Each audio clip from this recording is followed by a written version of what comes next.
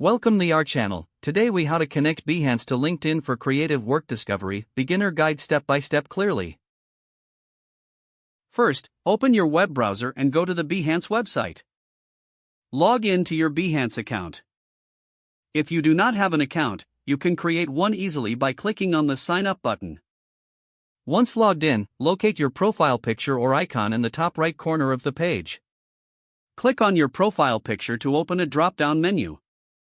From the menu, select Settings to access your account settings. In the Settings menu, look for the Privacy and Settings section. Scroll down until you find the option for Connect Accounts. Click on Connect Accounts to see available integrations. Look for the LinkedIn option from the list of platforms. Click on the Connect button next to LinkedIn. A new window will open prompting you to enter your LinkedIn login credentials. Enter your email and password associated with your LinkedIn account. Click on Sign In to proceed with the connection. You may be asked to grant Behance permission to access your LinkedIn account. Review the permissions and click Allow to finalize the connection. Once connected, you'll be redirected back to your Behance account. You can now choose to share your Behance projects on your LinkedIn profile. To do this, return to your Behance profile and select a project you want to share. Open the project page and click on the Share button. From the sharing options, select Share to LinkedIn.